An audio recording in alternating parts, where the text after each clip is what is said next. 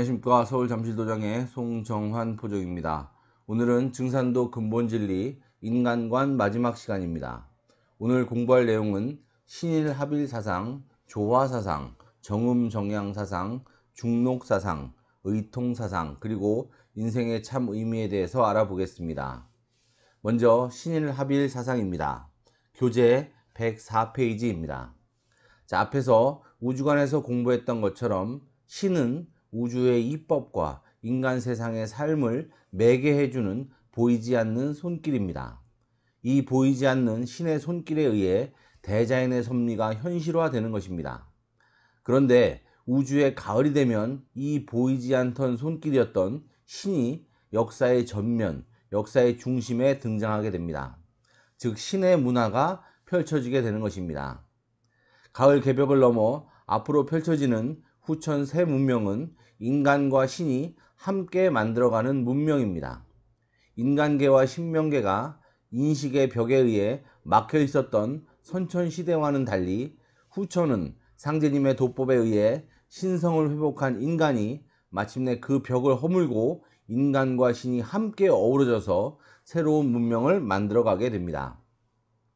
선천에는 사람이 신을 보게 되면 저 사람 미쳤다, 신들렸다 라고 해서 이상한 사람 취급을 받았지만, 이제 앞으로 오는 후천 세상에는 반대로 신을 못 보게 되면 저 사람 신도 못 본다 하여 부족한 사람 취급을 받게 될 것입니다. 상제님께서는 도전 6편 124장에서 추지기는 신야라고 하셨습니다. 이 말씀의 뜻은 가을의 기운은 신이다. 가을은 신의 문화가 열린다. 가을은 신이 현실에 자신의 모습을 드러낸다는 말씀입니다. 그렇기 때문에 우리는 지금 가을 개벽기를 맞아 신과 함께 할 수 있는 인간이 되어야 합니다. 인간이 본래 우주로부터 받은 신성을 깨워서 신도세계의 문을 열어야 하는 것입니다.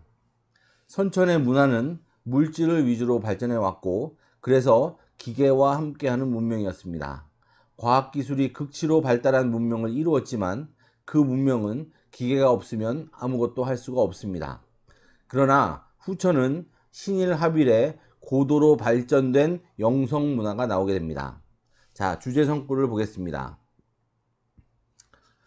내 세상은 조화의 세계요 신명과 인간이 하나 되는 세계니라.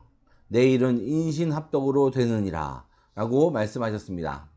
또 도전 2편 19장에서는 후천은 사람과 신명이 하나가 되는 세상이니라 라고도 하셨습니다. 또 태무님께서는 개벽을 하고 난 뒤에는 좋은 세상이 나오리니 후천 5만년 운순이라. 그때는 사람과 신명이 함께 섞여 사는 선경세계가 되느니라 라고 하셨습니다.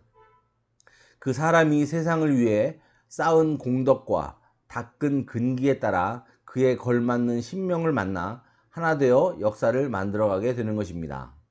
태상종사님께서는 이렇게 말씀하셨습니다.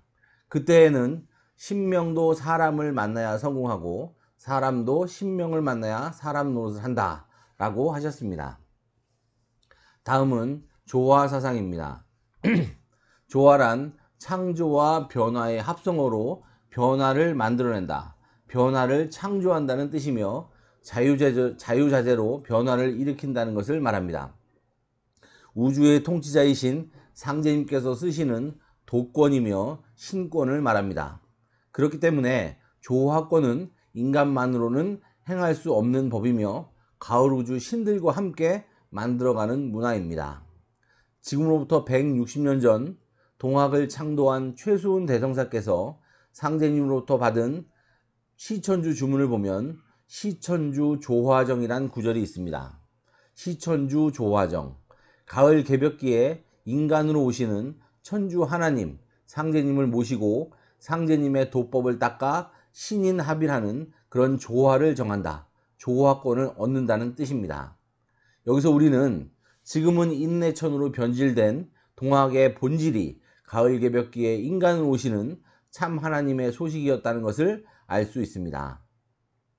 후천 가을이 되면 닫혔던 인간의 마음의 문이 열려 인간의 의식이 대자연과 교감하여 만물의 신성과 대화하는 고도의 영성 문화가 열립니다. 이것을 통해 신일합일의 조화 문화가 열리는 것입니다. 주제 성구를 읽어보겠습니다. 2편 15장에 있는 말씀입니다. 나는 조화로서 천지울로를 개조하여 불로장생의 성경을 열고 고해에 빠진 중생을 널리 건지려 하노라. 자, 상제님께서는 당신님의 도법이 조화권이라는 것을 직접 천명하신 것입니다. 불가에서도 미륵부처님의 도법을 조화법이라고 합니다. 태모님께서는 11편 205장에서 이렇게 말씀하셨습니다. 재생신 재생신 조화 조화 만사지라 지심대도술이니 깊은 마음의 문을 열어 하나같이 새 사람이 될지니라 라고 하셨습니다. 가을 개벽기에는 인간이 상제님의 도법을 만나 천지와 하나 될 수 있도록 그 마음의 문을 열고 새로운 가을 인간으로 다시 태어나야 합니다. 그래야만 병난 개벽을 극복하고 후천 성경의 주인공이 될 수 있습니다. 마지막으로 태상종도사님의 말씀을 읽어보겠습니다. 앞으로 다가오는 세상은 그 틀이 현실 성경, 조화 성경, 지상 성경으로 참으로 살기 좋은 세상이다. 이 땅에 천국이 펼쳐진다는 말씀입니다. 신명과 하나 되어 스스로 아는 문화, 앉아서 만리를 보고 모든 것을 통찰할 수 있는 문화가 나온다. 지금의 과학기술이 이런 세상을 흉내내고 있지만 그것은 기계에 의존해서 되는 것입니다. 기계가 없으면 인간은 아무것도 하지를 못합니다. 후천에는 신명을 통해서 그런 문화가 나온다는 말씀입니다. 사람이 명령만 하면 손 하나 까딱하지 않고 뜻하는 것을 얻을 수 있다. 바로 그런 조화성경이 오는 것이다 라고 하셨습니다. 다음은 정음정양사상에 대해서 알아보겠습니다. 선천은 천축이 양의 방향으로 기울어져 어금존양의 문화가 펼쳐짐으로 인해 남성 위주의 세상이 펼쳐졌습니다. 그러나 이제 가을 개벽을 통해 지축이 바로 서면 우주의 음양 기운도 균형을 이루어 정음정양이 됩니다. 그리하여 후천 세상은 남녀 동권의 시대가 열리게 됩니다. 세상에서는 우주의 가을이 다가오면서 벌써 여성의 인권이 신장되고 지위도 향상되어 여성으로서 국가 지도자도 많이 나오고 여성들의 사회 활동도 활발해졌습니다. 하지만 진정한 남녀 평등의 세상은 기울어진 상극의 질서를 끝내는 가을 개벽을 거쳐 상생의 우주가 열리면서 실현되는 것입니다. 주제 성구를 읽어보겠습니다.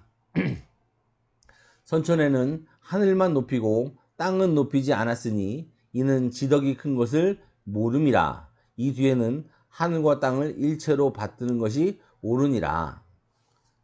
또 여자의 원을 풀어 정음정량으로 건곤을 짓게 하려니와 이 뒤로는 예법을 다시 꾸며 여자의 말을 듣지 않고는 함부로 남자의 권리를 행치 못하게 하리라. 자, 이 말씀을 읽어보면 현실 역사 속에서도 이미 이런 세상이 성큼 와 있는 것을 여러분들도 피부로 느끼실 수 있을 것입니다. 그러나 남녀 동권의 세상이 되려면 먼저 선천 5만 년 여성의 몸으로 살다가 억울하게 죽어 지금도 울부짖고 있는 신명들의 한을 먼저 풀어야 합니다.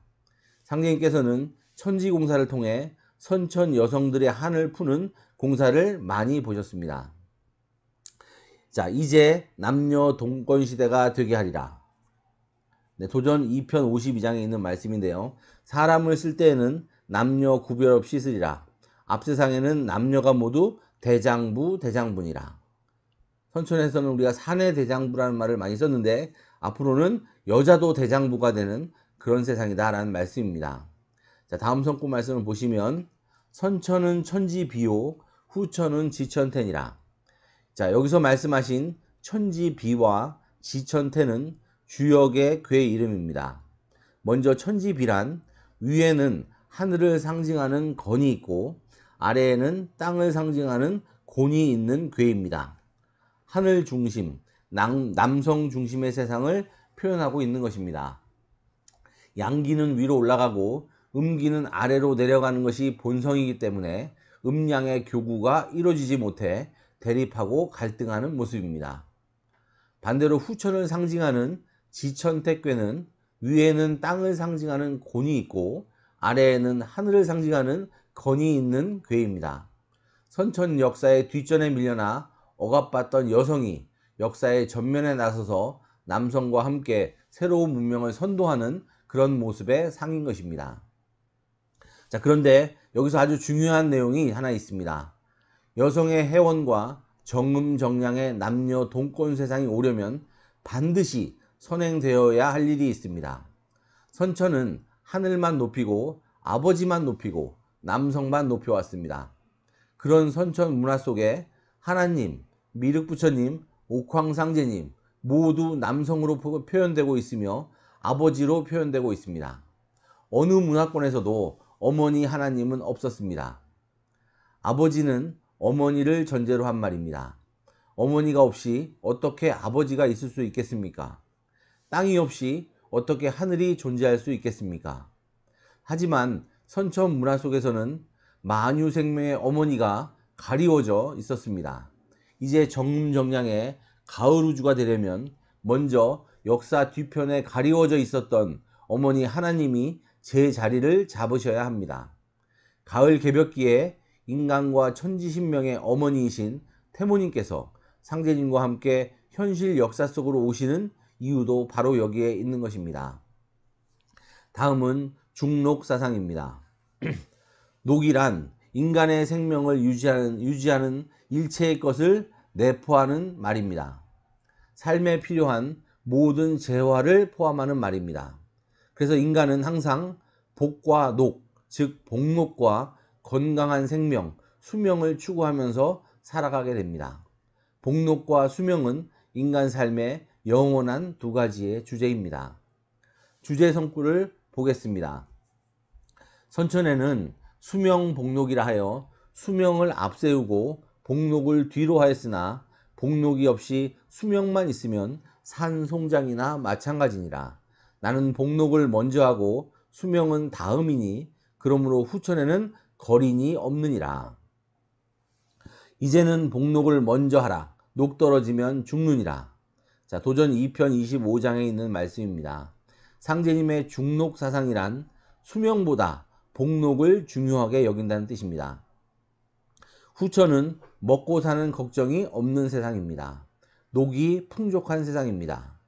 선천의 모든 분란 쟁투는 사실 근원적으로는 녹이 부족하고 녹이 편중되어서 생기는 것이었습니다. 부족한 녹을 가지고 뺏고 뺏기는 약육강식의 세상이었습니다. 그리고 녹의 편중에 의한 갈수록 심해지는 빈부격차로 인해 끝없는 갈등이 야기되었습니다.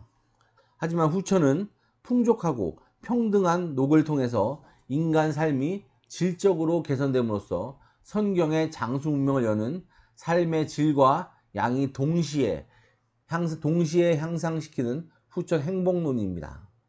자, 태모님께서는 중생의 복록과 수명을 통찰하여 후천 성인시대에는 복록과 수명을 고르게 할지라 라고 하셨습니다. 상제님께서는 천지 진액 주문에서 복록 성경신, 수명 성경신이라고 하셨습니다.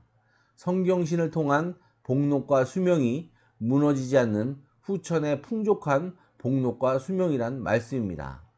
선천의 복록은 성경신을 통한 복록이 아닙니다. 선천의 복록은 본질적으로 그것을 얻기 위해 진실되지 못한 거짓과 속임, 남의 것을 뺏고 나의 것은 뺏기지 않으려는 편협함을 근본으로 합니다. 상제님께서는 그런 선천의 녹에 대하여 돈 전자에는 쇠 끝창이 두 개니라 라고 하셨습니다. 선천 녹은 성경신을 전제로 한 녹이 아니기 때문에 가을 개벽기를 맞아 결국 모두 무너지고 마는 것입니다. 이것을 상제님께서는 백년 탐물 일조진이라고 하셨습니다. 선천 탐물, 재물에 욕심을 내는 그 역사가 하루아침에 먼지처럼 무너진다는 말씀입니다. 성경신을 전제로 한 복록과 수명만이 영원히 무너지지 않는 천지의 복록과 수명인 것입니다. 다음 성구 말씀을 보겠습니다. 너희들이 나에게 하나의 정성을 바치면 나는 만으로 갚노라. 나를 따르는 자가 나에게 정성스런 말을 하거든 제물로서 그의 정성을 시험하여 보라. 제덕이 정성을 가름하는 표준이 되느니라. 도전 9편 14장에 있는 말씀인데요. 종사님께서는 이렇게 말씀하셨습니다. 일꾼들이 상제님을 올바로 모시는 시천주 신앙이 제대로 됨으로써 녹줄이 붙는다. 일꾼들의 모시 시자 경계가 어디에 있느냐에 따라 녹줄 창출이 좌우되는 것이다 라고 말씀하셨습니다. 다음은 의통 사상에 대해서 공부해 보도록 하겠습니다. 의통은 상제님 진리의 최종 결론입니다. 상제님께서 인간 세상에 오신 이유이기도 하며 가을 개벽을 넘어설 수 있는 하나님께서 내려주신 유일한 법방입니다. 상제님을 신앙하는 우리 일꾼들이 반드시 이루어야 하는 사명이기도 합니다. 우주는 가을이 되면 추살의 기운이 몰려와 선천 인간의 명줄이 떨어지는 시간을 맞습니다. 그렇기 때문에 가을 개벽길을 살고 있는 모든 인간은 결국 시한부 인생을 살고 있는 것입니다. 상제님께서는 이런 진멸의 위기에서 인류를 살려서 새로운 문화권으로 통일을 시키십니다. 그것이 바로 의통의 뜻입니다. 살려서 통일하는 것입니다. 선천 역사 속에는 통일을 이룬 영웅들이 있었습니다. 유럽을 통일한 나폴레옹, 중원을 통일한 진시황, 아시아를 넘어 유럽까지 통일한 징기스칸 등 수많은 영웅들이 있었지만 그들의 통일은 자신의 목적을 이루기 위해 상대방을 무력으로 제압하여 통일한 것입니다. 즉 전쟁을 통해서 죽여서 통일한 것입니다. 그러나 상제님께서는 죽음의 경계에 처한 인류를 살려서 통일하는 것입니다. 그것이 바로 의통입니다. 상제님께서는 하늘과 땅이 모두 병들었다고 진단하셨습니다. 그리하여 그 속에 사는 인간도 병들 수밖에 없었습니다. 천지의원 역할을 하시는 상제님께서는 병든 천지의 가장 큰 원인인 5만 년 쌓인 원한 맺힌 그 신명들의 한을 푸시는 천지공사를 통해 천지병을 치유하시고 태울주와 의통 대권을 통해 인간을 건져 새로운 가을 우주로 인도하셨습니다. 자, 주제 성구를 보시면 5편 347장에 있는 말씀입니다. 직자는 의하요 업자는 통야니라. 성지직이요 성지업이니라. 천하의 직은 병들어 죽어가는 삼계를 살리는 일이요 천하의 업은 삼계 문명을 통일하는 일이니라. 성스러운 직이요 성스러운 업이니라 라고 하셨습니다. 하나님의 직업은 의통이란 말씀입니다. 가을 개벽기에 인류를 건지고 문명을 통일 성숙시키는 것이 바로 하나님의 직업이자 가을 개벽기를 살아가는 모든 인간의 직업이란 말씀입니다. 그리고 이보다 더 성스럽고 가치 있는 일은 없다는 말씀입니다. 자, 그리고 의통에는 또한 또 다른 하나의 의미가 있습니다. 실제 개벽 상황에서 인류를 구원할 수 있는 상제님께서 직접 전수해 주신 성물도 역시 의통이라고 합니다. 이 성물에 대한 내용은 도비이기 때문에 여기서 설명드리기는 적절치 못하고 도장에서 교육을 받으시기 바랍니다. 증산도의 구원 사상은 의통입니다. 증산도의 구원은 받는 것이 아니고 구원을 하는 것입니다. 인간으로 오신 참 하나님을 만나 당신님의 도법을 닦아 인간 완성과 성숙을 이루고 참 하나님께서 주신 성물인 의통을 전수받아 인류를 구원하는 하나님의 대행자 역할을 하는 것이 바로 증산도의 구원입니다. 그것을 통하여 가을 우주의 주인공으로 우뚝 서게 되는 것입니다. 태상 종사님께서는 의통이라는 게 하늘 땅 생긴 이후로 상제님이 처음 이름 붙여 주신 것이다. 의원 의자, 거느릴 통자. 의원 의자는 다시 얘기하면 살릴 의자다. 살려서 통일한다는 뜻이다. 천지에서 죽이는 세상에 상제님의 대권으로 살려서 모든 것을 통일한다는 것이다. 언어도 사상도 문자도 통일하고 땅도 통일한다 라고 하셨습니다. 자, 이제 마지막 페이지입니다. 인생의 참 의미입니다. 인간은 누구나 한 번쯤 인생의 의미를 생각하며 깊은 사색에 빠지게 됩니다. 진정한 인생이란 무엇인가? 무엇을 위해 하루하루 살아가는가? 그런데 이에 대한 해답을 주는 곳은 어디에도 없습니다. 그렇기 때문에 지금 이 시간에도 많은 사람들이 인생을 방황 속에서 보내고 있습니다. 상제님의 진리는 무국대도입니다. 가을 우주의 완성된 진리입니다. 상제님의 무국대도 속에서 인간은 드디어 오랜 방황을 끝내고 인생의 참 의미를 찾게 됩니다. 인생의 목적은 천지의 꿈과 소망을 이루는 가을 우주의 주인공이 되는 것입니다.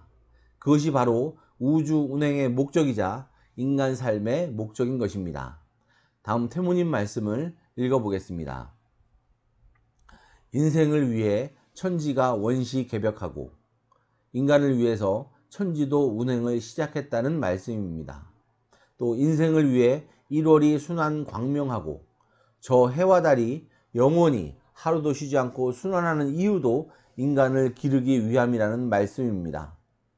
인생을 위해 음양이 생성되고 인생을 위해 사시 질서가 조정되고 인간을 기르기 위해 우주 순환의 질서인 음양과 사시 질서도 생겼다는 말씀입니다.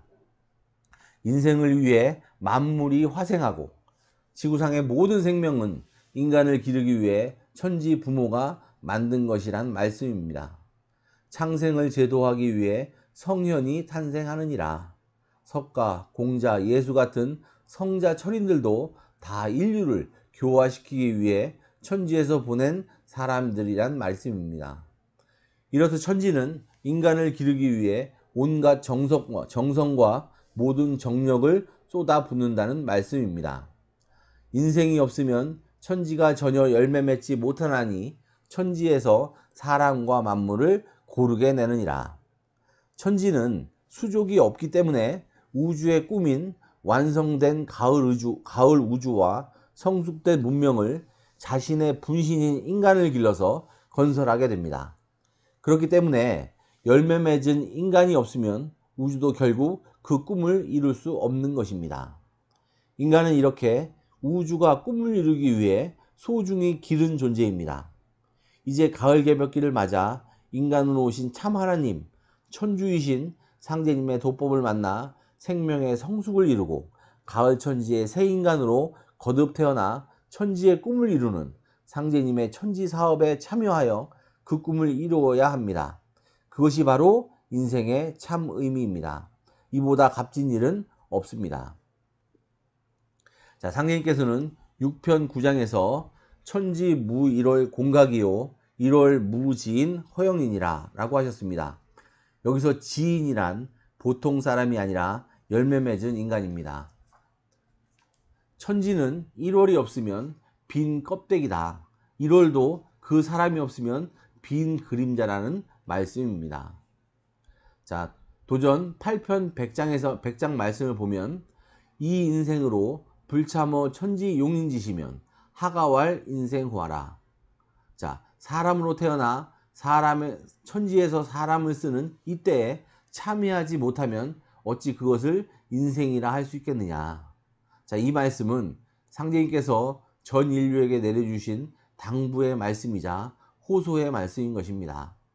자, 원시 반본을 실천하여 인간 완성을 이루고 조상님의 은혜에 보은하는 인생, 죽음의 경계에 빠진 인류를 건지는 하나님의 천지 사업에 참여하는 인생, 우주의 꿈을 이루는 후천 성경을 건설하는 인생, 이것이 바로 인생의 참 의미이며 증산도 인간관의 최종 결론입니다. 자, 이렇게 인간관 공부를 모두 마쳤습니다. 진리는 실천하는 자의 것입니다. 오늘부터 상제님 진리를 생활 속에서 실천하여 우주의 꿈을 이루는 일꾼이 되시기를 기원드립니다. 다음 시간부터는 근본진리 네 번째 관법인 신관 수행관을 공부하겠습니다. 감사합니다.